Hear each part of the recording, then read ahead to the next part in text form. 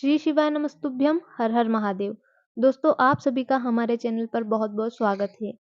आज हम आपको सुनाने वाले हैं महाशिवरात्रि की कथा। इससे आपको यह भी पता चल जाएगा कि महाशिवरात्रि के व्रत का क्या महत्व है और इसका इतिहास क्या है।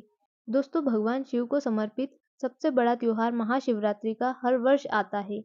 ये त्योहार हमारे जैसे शिव भक्तों के लिए बेहद ही खास होता है। इस दिन मंदिरों में अलग ही रौनक रहती है। कहते हैं जो व्यक्ति सच्चे मन से इस दिन भगवान शिव को याद करता है, उसकी समस्त मनोकामनाएं पूर्ण हो जाती है। इस शुभ दिन शिवलिंग की पूजा करने का विशेष महत्व माना गया है। इसलिए कई भक्त फाल्गुन महीने की शिवरात्रि पर रुद्राभिषेक कराते हैं। चलिए अब हम आपको सुनाते हैं महाशिवरात्रि की व्रत कथा। महाशिवरात्रि की पौराणिक कथा के अनुसार एक चित्रभानु नामक का शिकारी था, जो पशुओं की हत्या करके अपना परिवार चलाता था। उसके ऊपर एक साहूकार का कर्ज था, लेकिन कर्ज चुका ना पाने के कारण क्रोधित साहूकार ने उसे शिव मठ में बंदी बना लिया था। संयोग से उस दिन शिवरात्रि थी। बंदी रहते हुए शिकारी ने मठ में ही शिव संबंधी धार्मिक बातें सुनी। वही उसने शिवरात्रि व्रत की कथा भी सुन ली। जब शाम हुई तो साहूकार ने उसे बुलाया और पूछा कि कर्ज कब तक चुका पाओगे। शिकारी ने साहूकार को अगले दिन सारा ऋण लौटा देने का वचन दे दिया। ऐसा सुनते ही साहूकार ने उसे छोड़ दिया। फिर शिकारी जंगल में शिकार के लिए निकल गया। दिन भर बंदी गृह में रहने के कारण वह भूख प्यास से परेशान हो रहा था। सूर्यास्त होने पर वह एक जलाशय के पास गया और वहां से पीने का जल लेकर वह एक पेड़ पर चढ़ गया। अब वह यहीं पर किसी जानवर के आने का इंतजार करने लगा, क्योंकि उसे पूरी उम्मीद थी कि यहाँ कोई न कोई जानवर अपनी प्यास बुझाने जरूर आएगा। शिकारी पेड़ पर बैठा था, वह बेलपत्र का पेड़ था। जिस पेड़ पर शिकारी बैठा वह बेलपत्र का पेड़ निकला। उसी पेड़ के नीचे पत्तों से ढका हुआ एक शिवलिंग मौजूद था। शिकारी ने मचान बनाते समय जो टहनियां तोड़ी वे संयोग से शिवलिंग पर जा गिरी। इस प्रकार दिन भर भूखे प्यासे रहने की वजह से शिकारी का शिवरात्रि व्रत भी हो गया और शिवलिंग पर बेलपत्र भी चढ़ गया। कुछ समय बाद गर्मिणी मृगी तालाब पर पानी पीने पहुंची। शिकारी ने तुरंत ही धनुष पर तीर चढ़ा दिया और उसने जो ही तीर खींचा, उसके हाथ के धक्के से कुछ पत्ते और जल की कुछ बूंदें पेड़ के नीचे बने शिवलिंग पर जा गिरी और अनजाने में ही शिकारी की पहले प्रहर की पूजा हो गई। मृगी शिकारी से बोली, मैं मृगिणी हूँ, शीघ्र ही प्रसव करूंगी। तुम इस तरह एक नहीं बल्कि दो जीवों की हत्या करोगे, जो ठीक नहीं है। मैं बच्चे को जन्म देकर तुम्हारे समक्ष अवश्य प्रस्तुत हो जाऊंगी, तब मुझे मार लेना। शिकारी ने प्रत्यंशता ढीली कर दी और मृगी को जाने दिया। कुछ ही देर बाद एक और मृगिणी उधर से निकल रही थी।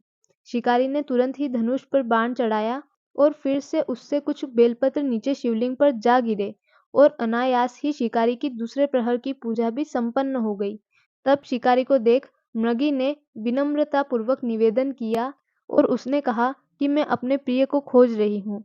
मैं अपने पति से मिलकर शीघ्र ही तुम्हारे पास आ जाऊंगी। शिकारी ने उसे भी जाने दिया। रात्रि का आखिरी पहर भी बीत रहा था। तभी एक और मृगी अपने बच्चों के साथ शिकारी के पास से निकली। शिकारी धनुष पर तीर चढ़ाकर छोड़ने ही वाला था कि मृगी बोली कि मुझे अभी मत मारो, मैं इन बच्चों को इनके पिता के हवाले करके लौट आऊंगी, तब मुझे मार लेना। शिकारी हंसा और बोला, सामने आए शिकार को मैं कैसे छोड़ दूं? इससे पहले भी मैं 2 शिकार खो चुका हूँ। मेरे बच्चे घर पर भूखे प्यासे हैं। इस पर मृगी ने कहा, जैसे तुम्हें तुम्हारे बच्चों की ममता सता रही है, ठीक वैसे ही मुझे मेरे बच्चों की फिक्र है। इसलिए सिर्फ बच्चों के नाम पर ही सही मुझे थोड़ी देर के लिए जीवन दान दे दो। मेरा विश्वास करो, मैं इन्हें इनके पिता के पास छोड़कर अवश्य वापस आऊंगी। मृगी की बात सुनकर शिकारी को उस पर दया आ गई और उसने उसे भी जाने दिया। शिकार न कर पाने से परेशान होकर शिकारी बेलपत्र तोड़ तोड़कर नीचे फेंकता जा रहा था। इस तरह से उसकी तीसरी प्रहर की पूजा भी स्वतः ही संपन्न हो गई। रात होने को थी तो उसने एक हष्ट-पुष्ट मृग को उसी रास्ते पर आते देखा। शिकारी ने सोच लिया था कि इस बार शिकार हाथ से जाने नहीं देगा। शिकारी को देखकर मृग ने विनीत स्वर में बोला, भाई, यदि तुमने मेरे से पूर्व आने वाली 3 मृगियों और उनके बच्चों को मार डाला है, तो तुम मुझे भी तुरंत मार दो, ताकि मुझे उनके वियोग की पीड़ा न सहनी पड़ेगी, क्योंकि मैं उन मृगियों का पति हूँ। फिर मृग ने कहा, यदि तुमने उन्हें जीवन दान दे दिया है, तो तुम मुझे भी कुछ पल के लिए जीवन दान देने की कृपा करो। मैं उनसे मिलकर तुम्हारे समक्ष उपस्थित हो जाऊंगा। मृग की बात सुनकर शिकारी ने सारी कथा मृग को सुना दी।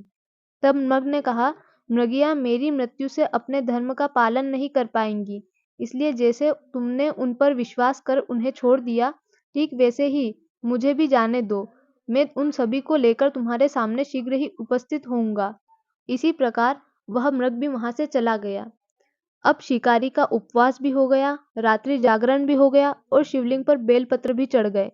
इन सब से शिकारी का हिंसक हृदय भी अब निर्मल हो गया था। अब उसके हाथ से धनुष और बाण भी छूट गया था। थोड़ी ही देर बाद वह मृग अपनी तीनों पत्नियों के साथ शिकारी के समक्ष उपस्थित हो गया। किंतु जंगली पशुओं की ऐसी सत्यता, सात्विकता और प्रेम भावना देखकर शिकारी को बड़ी ग्लानि हुई। उसके नेत्रों से आंसुओं की धारा बहने लगी। शिकारी ने उस मृग परिवार को जाने दिया, साथ ही उनसे अपने कठोर हृदय को जीव हिंसा से सदा के लिए हटा दिया। यह सब भगवान शंकर देखकर अत्यंत ही प्रसन्न हुए और उन्होंने शिकारी को अपने दिव्य स्वरूप में दर्शन दिए और उसे सुख समृद्धि का वरदान दिया। इस प्रकार महाशिवरात्रि पूजन पौराणिक व्रत कथा समाप्त हुई। ओम नमः शिवाय। तो दोस्तों, इस प्रकार आप जान सकते हैं कि महाशिवरात्रि के व्रत का क्या प्रभाव होता है। इस व्रत को करने से भोलेनाथ कितने प्रसन्न होते हैं।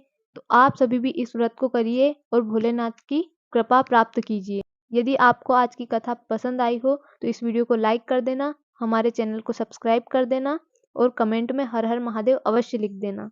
तो अब हम मिलते हैं अगली वीडियो में। तब तक के लिए श्री शिवाय नमस्तुभ्यम। हर हर महादेव।